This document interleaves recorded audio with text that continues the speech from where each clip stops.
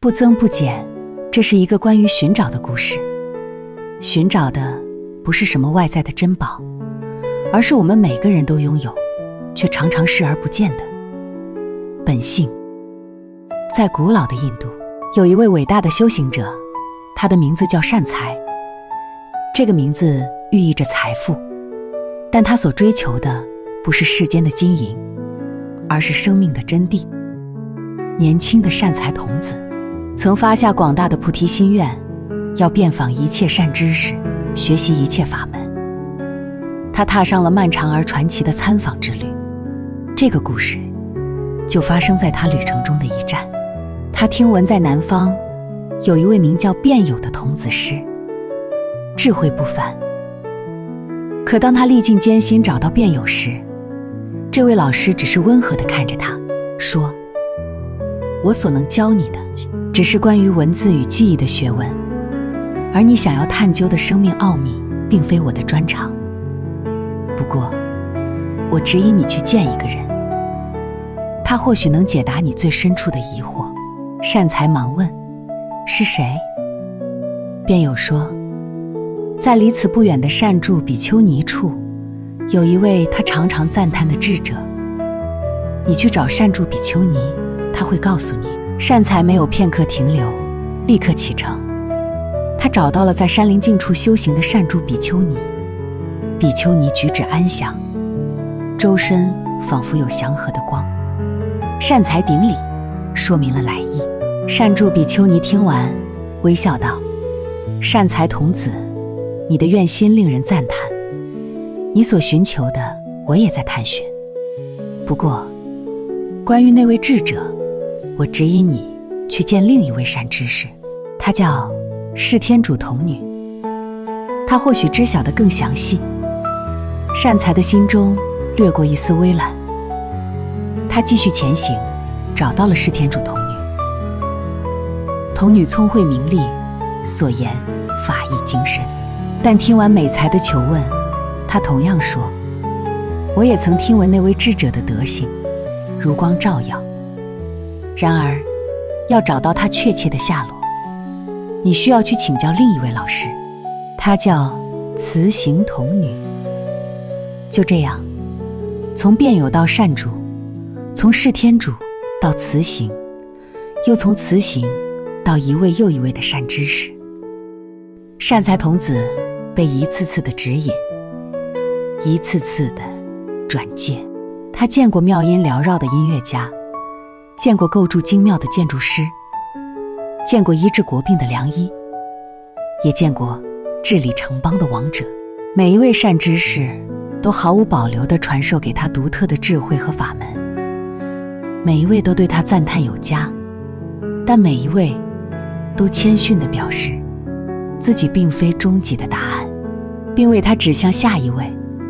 时光流转，岁月如梭，善财童子的足迹遍布了山川大海，他的阅历和智慧与日俱增，他学会了无数的技艺，理解了世间的种种运行法则，内心也充满了广大的慈悲。然而那个关于究竟本性的核心问题似乎依然悬而未决，而那位传说中的智者始终像天边的云彩，可见而不可及。他的衣衫变得陈旧，面容染上风霜，起初那种急切寻觅的兴奋渐渐被一种深沉而绵长的疲惫所取代。有一天，在翻越一座异常荒凉险峻的山岭时，他失足跌入了一个深谷，没有严重的伤，但身心俱疲的他躺在谷底的乱石杂草间，望着头顶那一线狭窄的天空，第一次感到了茫然。我到底在寻找什么？他问自己。我找到了这么多智慧，学到了这么多法门，可我最初出发时想找的那个东西，它在哪里？那位智者究竟存不存在？还是说这只是一个美丽的传说，一个指引我不断行走的幻影？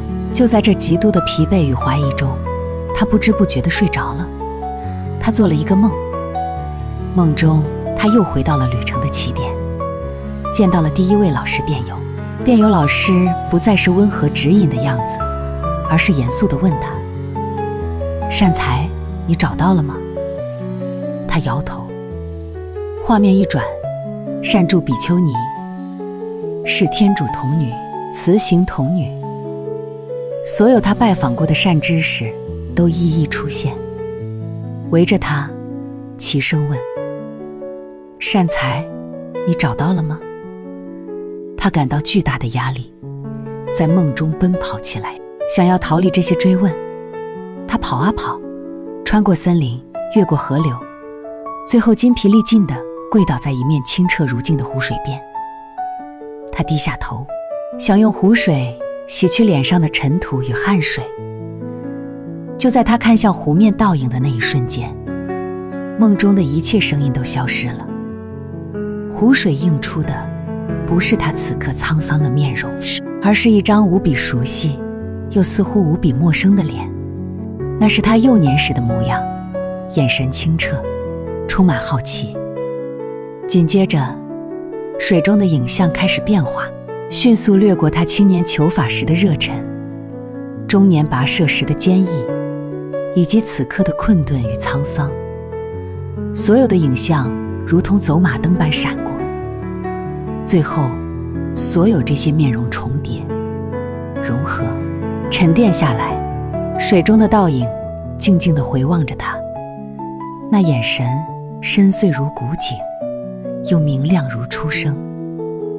那面容既是他，又仿佛不是他，一种难以言喻的熟悉感，如同温暖的泉水从心底最深处涌出，瞬间流遍全身。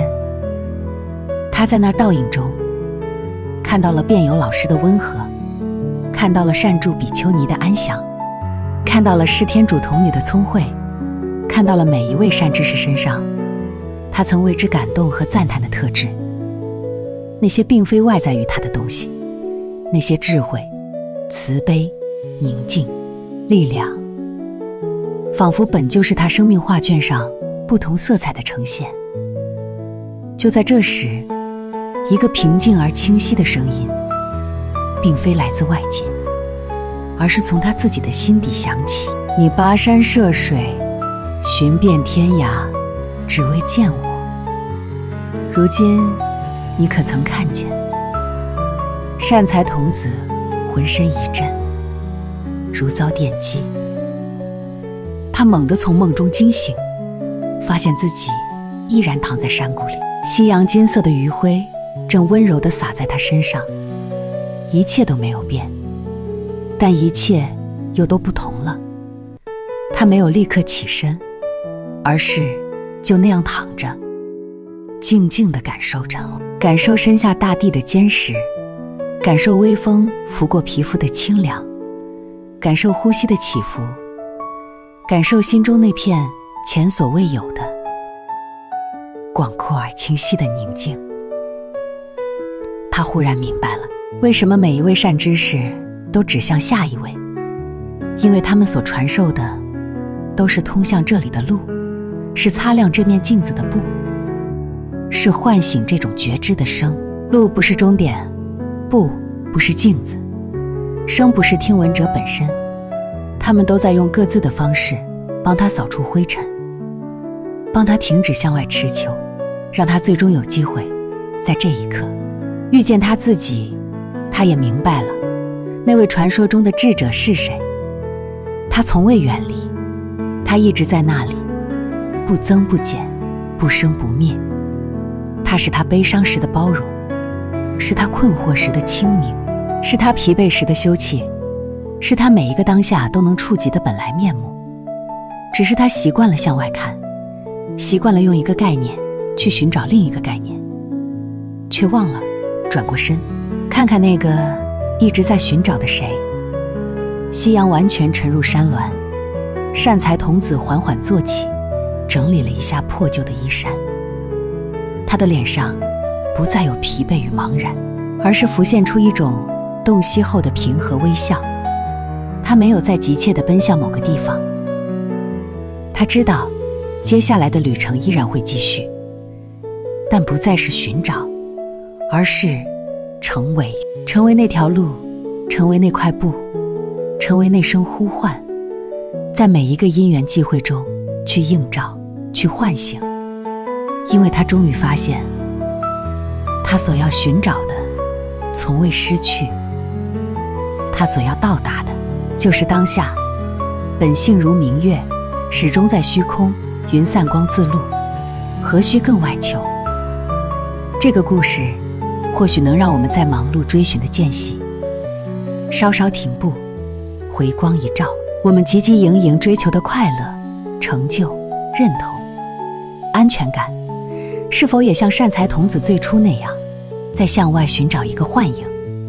而我们真正富足、圆满、智慧而慈悲的本性，是否一直就在此处，不增不减，等待着我们的认出？愿我们都能在自己的湖面倒影中，瞥见那从未离去的光芒。感谢你的聆听。